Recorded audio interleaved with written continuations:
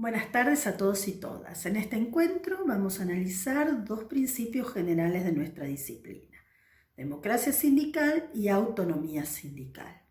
Estos dos principios generales, junto con el de libertad sindical, constituyen un trípode interdependiente que, como sucede con los principios generales de cualquier disciplina, cumplen tres funciones.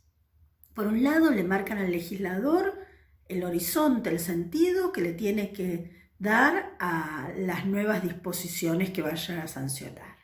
Por otra parte, son de utilidad para que el intérprete resuelva aquellas situaciones en las que el contenido de la norma es dudoso o la duda recaiga sobre el sentido que cabe asignarle a esa disposición.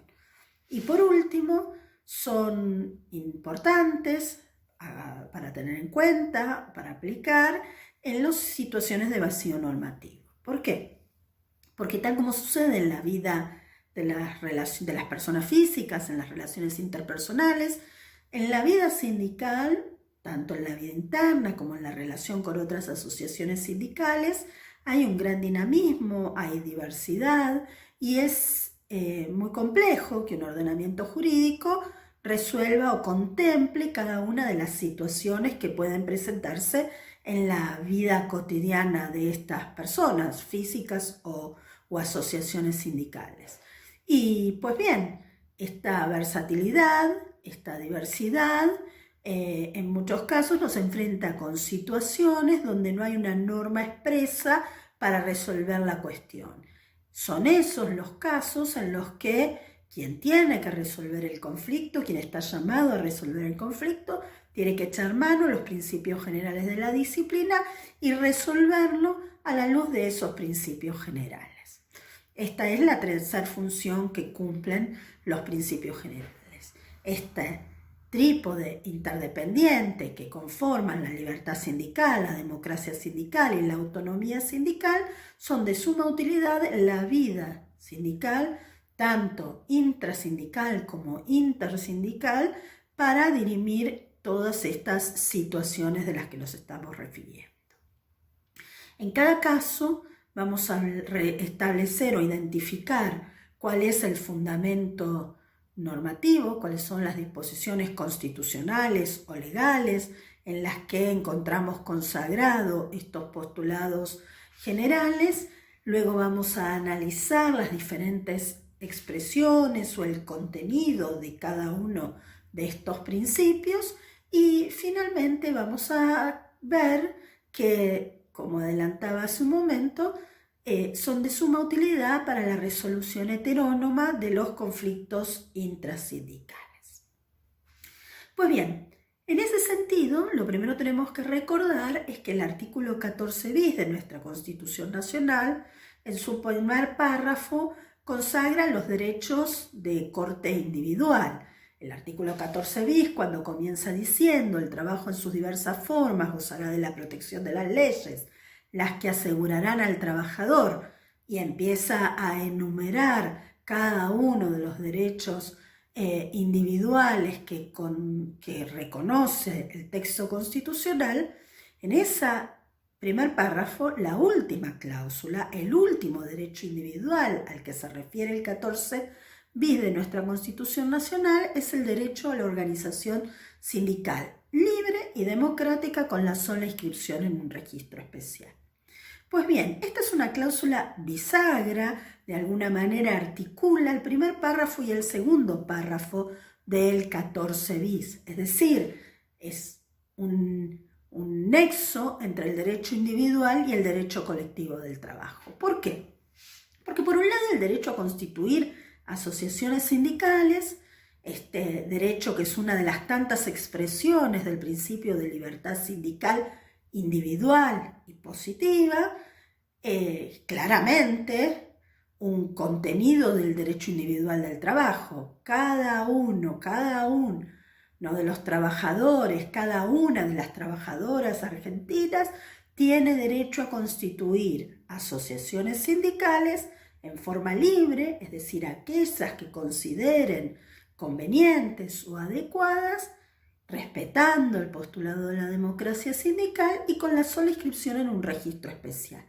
Ahora bien, esas asociaciones sindicales que se constituyen o aquellas otras a las que los trabajadores y trabajadoras se afilian en ejercicio de esta libertad sindical individual y positiva, como es el derecho a constituir asociaciones sindicales o afiliarse a las ya existentes, pues bien, esta expresión individual de la libertad sindical, una vez que la persona trabajadora pasa a formar parte de esa asociación sindical, pues bien, en la vida interna, pero también en la vida externa de la asociación sindical, corresponde, porque así lo manda la Constitución Nacional y porque así lo reconoce expresamente, lo manda expresamente la Ley 23.551, corresponde también reconocer el principio de democracia sindical.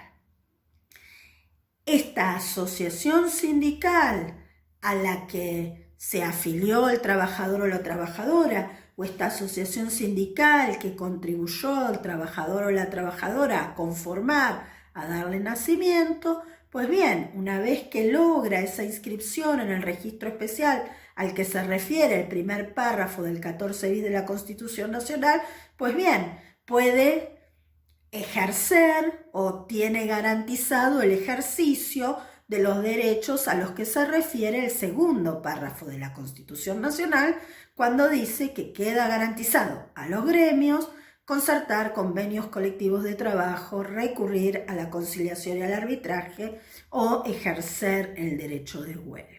Entonces, de alguna forma, este derecho de organizarse sindicalmente de cada uno de los trabajadores y trabajadoras en forma libre y democrática y con la sola inscripción en un registro especial, es lo que posibilita la constitución o el desarrollo, la plena vida y vigencia de las asociaciones sindicales, a las que luego se va a referir el segundo párrafo del 14 bis de nuestra Constitución Nacional. Y yo les decía, este derecho a organizarse sindicalmente en forma libre y democrática consagra el 14 bis de la Constitución Nacional. Es un derecho que tiene cada uno de los trabajadores y trabajadoras, pero también tiene plena vigencia, es un principio ordenador de la vida interna de la asociación sindical y de las relaciones hacia el exterior de la asociación sindical, es decir, con otras asociaciones sindicales, con los trabajadores que no están todavía afiliados a esa asociación sindical, con la comunidad toda. El artículo 8 de la Ley 23.551 diseña de alguna manera el contenido de este principio de democracia sindical. Y el artículo 8 debe leerse conjuntamente con el artículo 16 de la Ley de Asociaciones Sindicales. ¿Por qué? Porque este artículo 8 comienza diciendo que las asociaciones sindicales garantizarán la efectiva democracia interna. Y luego agrega, sus estatutos deberán garantizar. 2 puntos. Y allí desarrolla el contenido de la democracia sindical. ¿Cuál es este contenido? Por un lado, el artículo 8 de la Ley 23.551 se refiere a la fluida comunicación que tiene que existir entre los órganos internos de la asociación sindical y sus afiliados.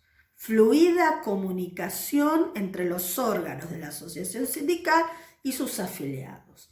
El postulado de la democracia sindical requiere la efectiva comunicación, la efectiva interrelación entre la asociación sindical y los afiliados. ¿Y cómo se da esto? Con la plena, libre y democrática participación de los afiliados en la vida interna de la asociación sindical.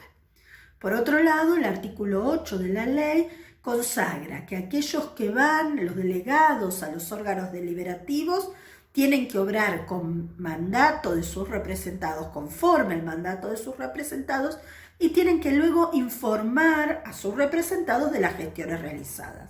Es decir, quienes van a integrar el órgano deliberativo de una asociación sindical tienen que actuar en ese órgano deliberativo conforme el mandato que les fue otorgado y tienen que luego informar adecuadamente de las gestiones realizadas. Es decir, el principio de comunicación, el derecho a la información, el obrar con mandato suficiente o conforme el mandato otorgado son elementos centrales para identificar si la vida interna de una asociación sindical reconoce, respeta el principio de democracia sindical. Por otra parte, dice el artículo 8 que hay que garantizar la efectiva participación de los afiliados en la vida interna de la asociación sindical y en particular hay que garantizar la elección directa de los cuerpos directivos de las asociaciones sindicales y sus seccionales. Y por último, el otro elemento distintivo o el otro requisito para identificar si la vida sindical es democrática o resguarda este postulado de la democracia sindical es la representación de las minorías en los órganos deliberativos. Es decir, el órgano deliberativo de una asociación sindical en cualquiera de sus grados, es decir, sea una asociación sindical de primer grado, de segundo grado, de tercer grado, la presencia, la representación de las minorías en ese órgano deliberativo y las plenas y amplias posibilidades de expresar sus opiniones, de plantear sus reclamos, sus inquietudes o sus pareceres, es una exigencia del principio de la democracia sindical. Yo les decía hace un momento, el artículo 8 establece que la democracia sindical debe estar garantizada en los estatutos de la asociación sindical. Debe estar allí consagrada y resguardada y tienen que las previsiones del estatuto responder o ajustarse al principio de democracia sindical. Y luego el artículo 16 de la ley 23.551, cuando establece el contenido de los estatutos de las asociaciones sindicales, es decir, cuando el artículo 16 determina cuáles son los requisitos de mínima que tienen que estar previstos, es decir, aquellos contenidos mínimos que tienen que estar previstos en el estatuto de una asociación sindical, antes de desarrollar cada uno de ellos, antes de identificar cada uno de esos requisitos que ineludiblemente tiene que contener el estatuto de la asociación sindical, establece que el estatuto tiene que, ante todo, ajustarse a lo establecido en el artículo 8 de la ley 23.551. Es decir, tiene que garantizar el principio de democracia sindical. Y luego, cuando establece en cada uno de sus incisos, el artículo 16 de la ley 23.551, cuáles son esos ítems, esos aspectos que tienen que estar previstos en el estatuto, y no olvidemos que qué se pone respecto a cada una de estas cuestiones es una expresión de la libertad sindical en el aspecto colectivo. ¿Por qué? Porque cada asociación sindical tiene la libertad de establecer el contenido de sus estatutos, tiene la posibilidad de determinar libre y autónomamente qué va a contener su estatuto, su ley interna, aquella ley que ordene su vida interna, la vida intrasindical. Ahora, más allá de qué es lo que pongan en concreto, el artículo 16 establece que hay temas que tienen que estar previstos, hay cuestiones que tienen que estar consagradas en los estatutos: denominación, domicilio, zona de actuación, ámbito personal de representación. Pues bien, hay un largo enunciado de cuestiones que tienen que estar previstas en el estatuto de la asociación sindical. Entre ellas hay que determinar quiénes van a ser las autoridades, cuánto van a durar sus mandatos, cómo van a ser elegidos, hay que determinar cómo va a funcionar la posibilidad de revocar los mandatos, cómo van a ser los reemplazos, de quienes integran los diferentes órganos de la asociación sindical, pero básicamente lo que establece el inciso G de este artículo 16 es que hay que consagrar un régimen electoral que asegure la efectiva democracia interna.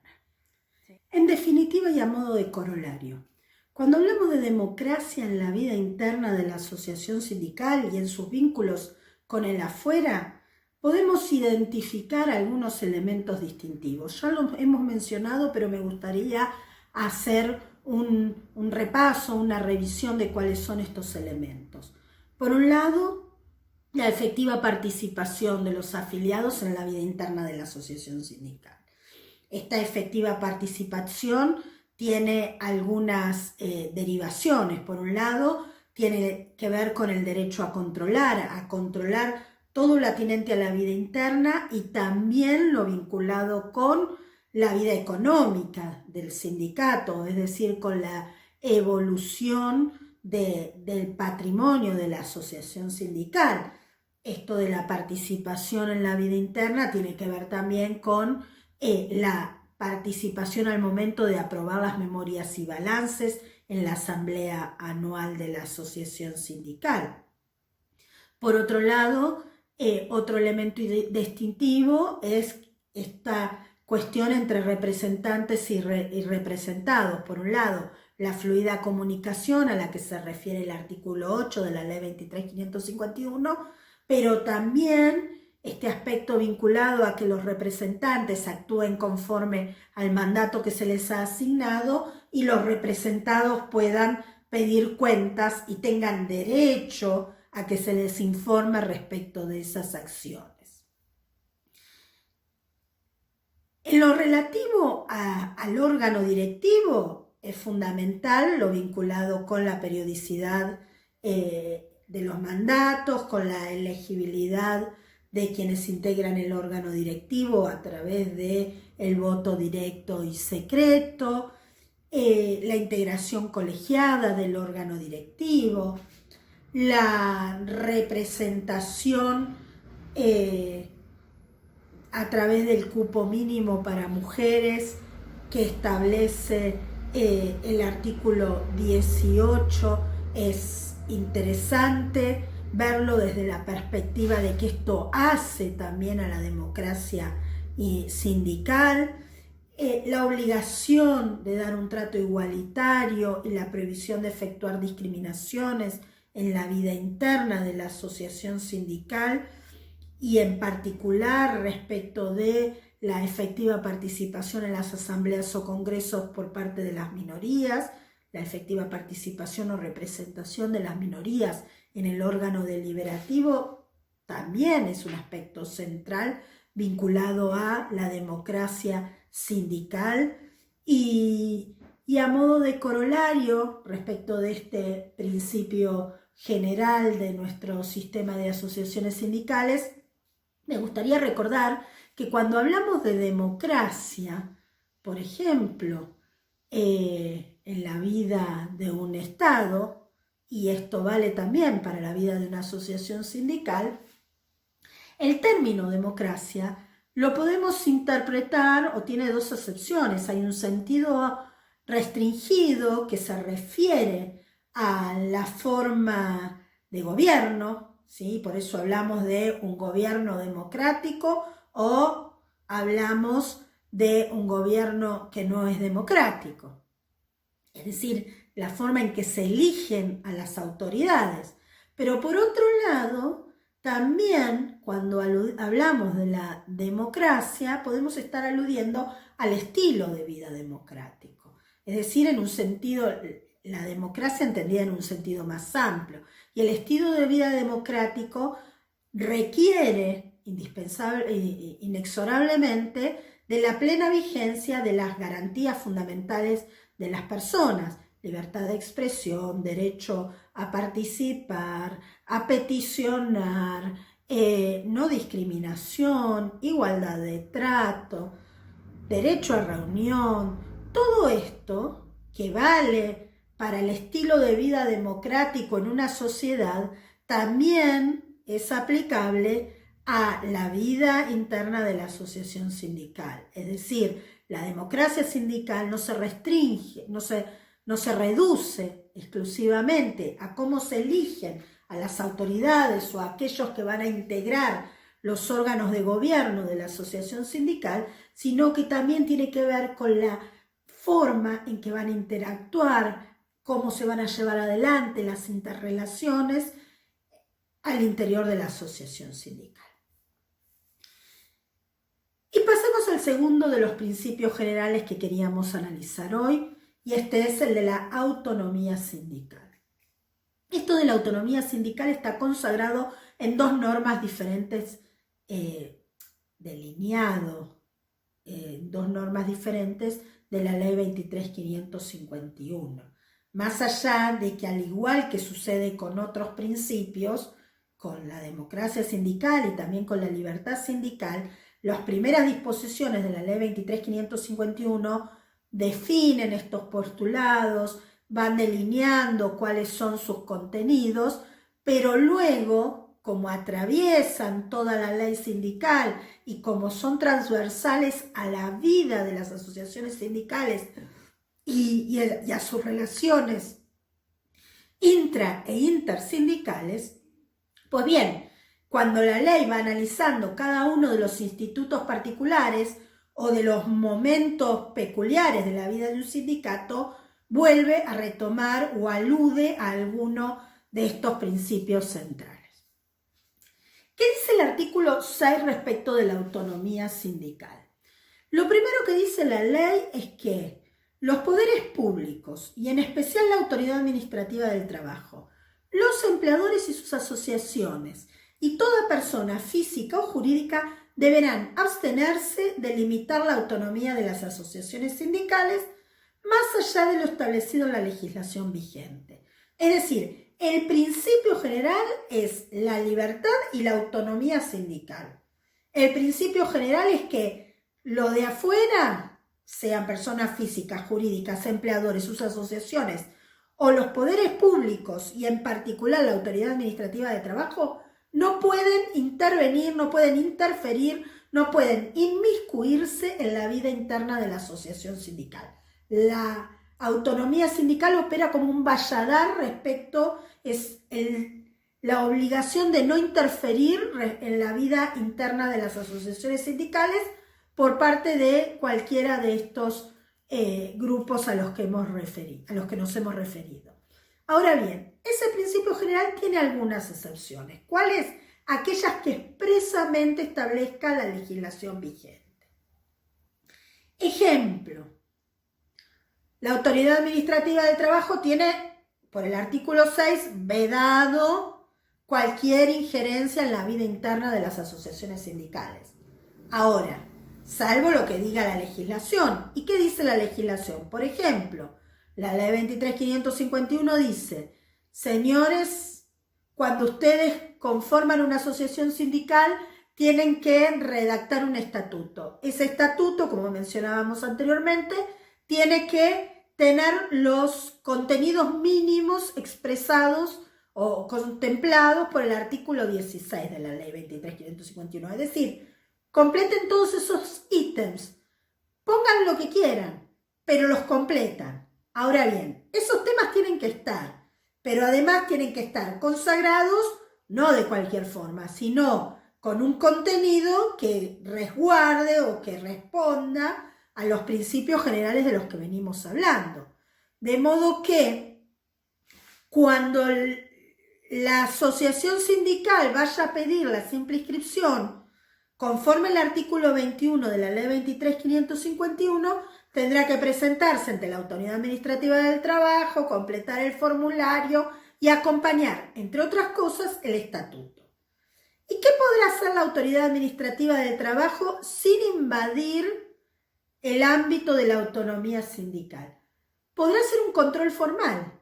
El control formal al que está habilitada, ¿sí?, la Autoridad Administrativa, es decir, el control formal que le autoriza y que pone en su cabeza los artículos 21 y 22 de la Ley 23.551. Es decir, puede controlar que los estatutos contengan esos requisitos mínimos, que aquello que los estatutos dicen respecto de la forma de elección de las autoridades no sea violatorio de la democracia sindical. Pueden controlar que eso esté y que no viole principios fundantes.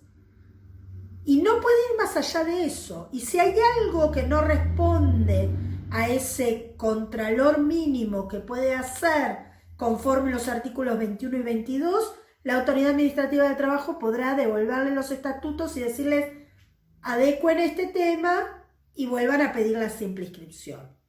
Y eventualmente, si se exorbitara la autoridad administrativa en el ejercicio de esa función, pues bien, el sindicato podrá hacer un planteo en sede judicial invocando que el accionar de la autoridad administrativa del trabajo fue más allá de los límites expresamente previstos por los artículos 21 y 22 para analizar la simple inscripción, si le otorgan o no la simple inscripción, y que por el contrario eso fue una violación a la autonomía sindical.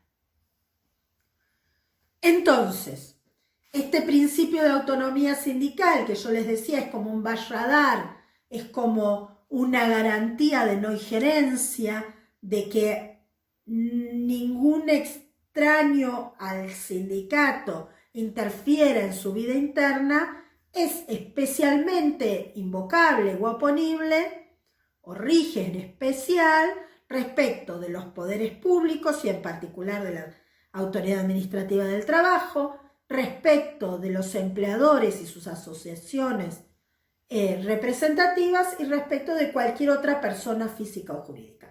A todos ellos los abarca, los comprende la prohibición de no interferir en la vida interna de la asociación sindical, pues esto es una garantía vinculada con el principio de la autonomía sindical. Y esta autonomía sindical puede tener diferentes manifestaciones. Hay manifestaciones que tienen que ver con la autonomía constitutiva, y entonces decíamos en algún momento, bueno, el sindicato, en esta libertad sindical en su aspecto colectivo, puede definir qué forma va a adoptar, a quiénes pretenda representar, ¿sí? En qué zona geográfica. Todo esto tiene que ver con la autonomía desde el punto de vista constitutivo, la autonomía estatutaria a la que ya nos hemos referido, la autonomía federativa, cuando la asociación sindical decide si adhiere, si se afilia a una asociación de grado superior o no, por ejemplo, a una federación o a una confederación. Hay autonomía también desde el punto de vista de el plan de acción y las acciones que va a desarrollar la asociación sindical, y entonces la asociación sindical puede autodeterminarse y definir si va a adherir a si va a concertar un convenio colectivo o no, si va a convocar a una medida de acción directa o no, la conducta a seguir en el marco de un proceso de conciliación y arbitraje. Pues bien, todas estas son manifestaciones desde la autonomía, desde el punto de vista del accionar de la asociación sindical. Y en este accionar también tenemos que recordar que los artículos 2 y 3 de la Ley de Asociaciones Sindicales definen cuál es la finalidad que persigue la asociación sindical o que tiene que perseguir la asociación sindical. Y allí dice el legislador, las asociaciones sindicales deben buscar la mejora en las condiciones de vida y de trabajo de los trabajadores y trabajadoras que representa, y debe perseguir todo aquello que haga a la revalorización de la persona que trabaja. Esa finalidad perseguida por las asociaciones sindicales, que va más allá de lo estrictamente laboral, de aquello vinculado exclusivamente con las condiciones de vida y de trabajo, tiene que ver con la autonomía, porque es una decisión de cada asociación sindical llevar adelante este tipo de acciones que buscan el mejoramiento de las condiciones de vida de sus representados y representadas, pero también tiene mucho que ver con lo que es el modelo sindical argentino. ¿Por qué? Porque las asociaciones sindicales en la Argentina, el modelo sindical argentino, las diferentes normas que han reglamentado el funcionamiento de las asociaciones sindicales han tenido un diseño de fines perseguidos por la asociación sindical amplio, ¿sí? Abarcativo, no solo de aquello que tiene que ver con condiciones de trabajo, sino de aquello que tiene que ver con la mejora en las condiciones de vida de los trabajadores y las trabajadoras y de sus familias. Este diseño amplio ha estado presente en las diferentes normas que han regulado el funcionamiento de las asociaciones sindicales, a excepción de aquella que rigió durante la triste y cruenta etapa de la dictadura. ¿Por qué? Porque la ley 22.105, que era la ley de asociaciones sindicales del último gobierno de facto, de la última dictadura cívico-militar que hubo en la Argentina, fue una ley que desde la declamación ya restringió los fines perseguidos por las asociaciones sindicales y lo restringió a aquello estrictamente vinculado con las condiciones de trabajo. Pero además sabemos que en la práctica, de hecho, se impidió hasta ese mínimo accionar a través de la persecución y de la cárcel y de la desaparición de los dirigentes sindicales, a través de la intervención de las asociaciones sindicales, de la confiscación de sus bienes. Pues bien, esta triste etapa que arrojó numerosas y muy dolorosas víctimas, en particular provenientes del movimiento obrero, pues bien, ha sido una excepción obviamente a la vigencia del sistema democrático en la Argentina, pero además ha sido, en el caso que nos ocupa ahora, una etapa donde desde ya la norma se vedó a las asociaciones sindicales llevar adelante un plan de acción que fuera más allá de aquello estrictamente vinculado con las condiciones de trabajo. Y en ejercicio de ese plan de acción tan amplio, de esos fines más amplios, más abarcativos que tenemos delineado en los artículos 2 y 3 de la ley 23.551, es que las asociaciones sindicales pueden llevar adelante acciones como actividades de formación, de capacitación, pueden armar centros de capacitación, cursos y programas de formación, incluso de cuestiones que van más allá de lo estrictamente requerido para la actividad laboral, centros de recreación, colonias de vacaciones, actividades de tipo mutuales. Pues bien, todas estas expresiones también son ejemplos o son actividades que puede desarrollar la asociación sindical en ejercicio de su autonomía, sin injerencias ni condicionamientos de ningún tipo provenientes por los grupos a los que nos hemos referido: poderes públicos, en particular la Autoridad Administrativa del Trabajo, asociaciones de empleadores, personas físicas y jurídicas. Y por último, la autonomía sindical también tiene que ver con la autonomía económica de la asociación sindical. ¿Qué es esto? Hemos dicho ya, las asociaciones sindicales pueden determinar libremente su plan de acción y pueden adoptar una cantidad de decisiones que tengan que ver con su accionar hacia afuera y con su vida interna, sin injerencias ni condicionamientos de ningún tipo. Pero por si esto no quedara claro, luego el artículo 9 refuerza la cuestión desde el punto de vista económico y establece que las asociaciones sindicales no podrán recibir ayuda económica de empleador proveniente de empleadores ni de organismos políticos nacionales o extranjeros. El principio es la prohibición de aportes económicos. la prohibición de ayudas económicas al sindicato. ¿Por qué? Porque sabemos que sería muy fácil para un organismo político o para los empleadores controlar o limitar la autonomía del sindicato a través del control económico del sindicato. De modo que el primer párrafo del artículo 9 es tajante. Está prohibido. No podrán recibir ayuda económica.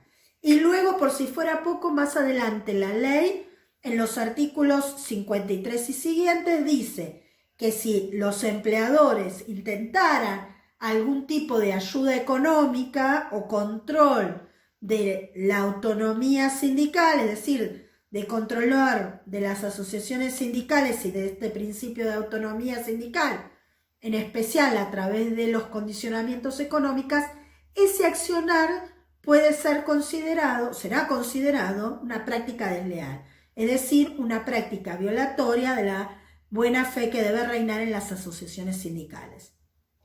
Y como tal, da origen a una querella por práctica desleal. Ya analizaremos hacia el final del curso qué es esto de las prácticas desleales, y da origen a la aplicación de sanciones por violación a la autonomía sindical, ¿sí?, luego de haber mediado esta querella por práctica desleal. Ahora bien, el segundo párrafo del artículo 9 establece que esta prohibición de aportes económicos al sindicato por parte de los empleadores no alcanza a aquellos que se hagan en virtud de normas legales o convencionales. ¿Y qué es esto? Pues bien, cuando se negocia el convenio colectivo de trabajo, por ejemplo, las partes podrían pactar como cláusula obligacional, de neto corte obligacional, que los empleadores, la Cámara Empresarial, se compromete a realizar un determinado aporte económico. ¿Para qué? Pues bien, la respuesta del para qué está en el decreto reglamentario, en el decreto 467 del 88, que es muy tajante. Ese aporte económico, ¿qué es de excepción? Que solo puede estar pactado en un convenio colectivo de trabajo porque expresamente el último párrafo del artículo 9 lo autoriza. Es decir, si lo pactan en un convenio colectivo de trabajo donde hay participación de empleadores y del sindicato, pero además hay un contralor de la autoridad administrativa al momento de homologar ese convenio, pues bien, en ese marco podrían negociar un aporte económico, pero no cualquiera, porque esto es de excepción. Y ese aporte económico, dice el decreto, solo puede ser destinado o dirigido a la realización de actividades o de alguna obra que redunde en beneficio de todos los trabajadores, que tenga alguna nota de mutual, solidaria, que redunde en beneficio de todos los trabajadores y trabajadoras, y que además sea estrictamente y minuciosamente controlado que esos fondos vayan a esa finalidad, pues que según el decreto reglamentario deben hacerse un seguimiento de esto a través de el depósito en una cuenta diferente a la cuenta general de la asociación sindical. Es decir, el principio general es el de no se pueden realizar aportes económicos al sindicato. El sindicato se desarrolla y lleva adelante su plan de acción a través de otros ingresos, ejemplo, la cuota sindical, ejemplo, si hay la cuota de solidaridad, otros ingresos que puede tener el sindicato, pero no los provenientes de los empleadores, salvo que estos sean hechos en virtud de una obligación establecida por ley o pactada en un convenio colectivo de trabajo. Y para ir cerrando, yo les decía al comienzo de este encuentro, es muy importante tener en cuenta los principios generales de nuestra materia al momento de la resolución heterónoma de los conflictos intrasindicales. ¿Y por qué?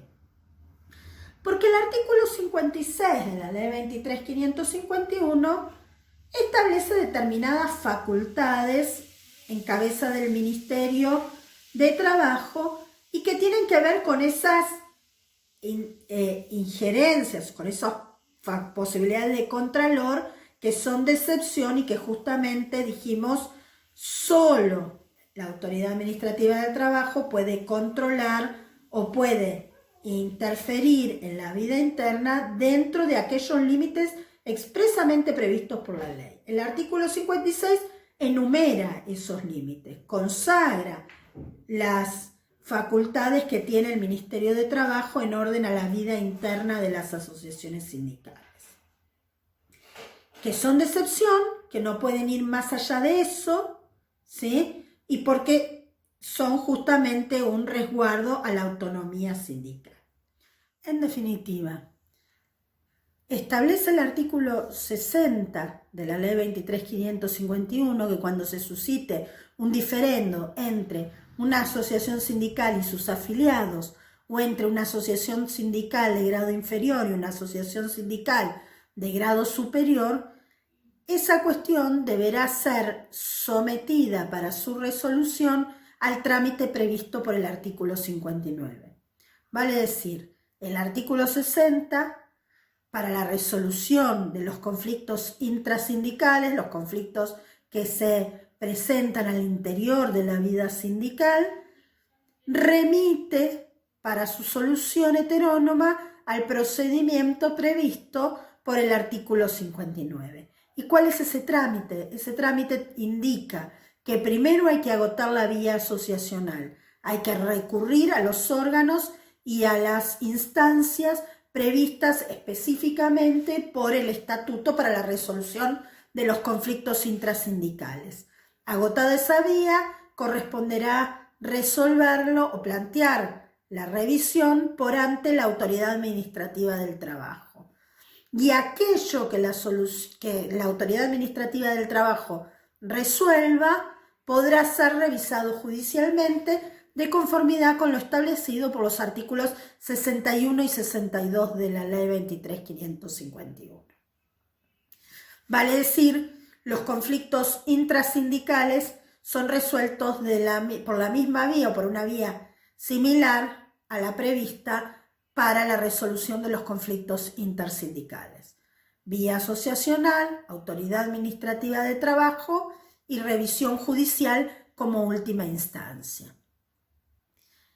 Es en este punto donde ese trípode del que hablábamos al comienzo, libertad sindical, autonomía sindical y democracia sindical, adquieren singular importancia. ¿Por qué?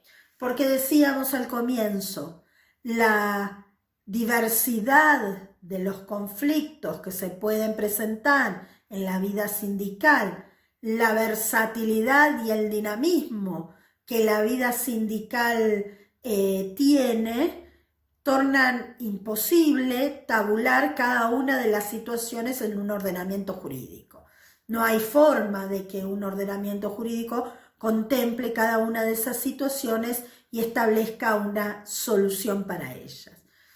Es esta diversidad y este dinamismo el que exige que al momento de analizar cómo resolver heterónomamente los conflictos intrasindicales, necesariamente tengamos que echar mano al trípode interdependiente integrado por la libertad sindical, la democracia sindical y la autonomía sindical.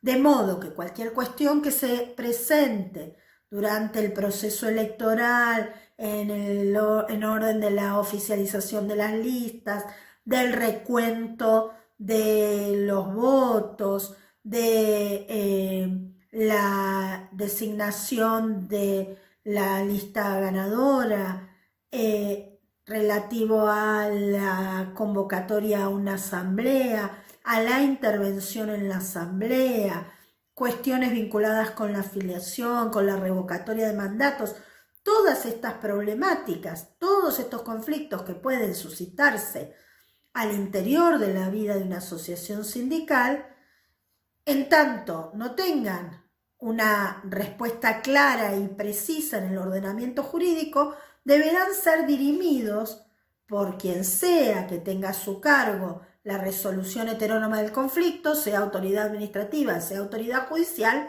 a la luz y con el trípode interdependiente en la mano, de modo tal de que aquella solución a la que se arribe sea una solución que garantice en su máxima expresión los principios de libertad sindical, autonomía sindical y democracia sindical.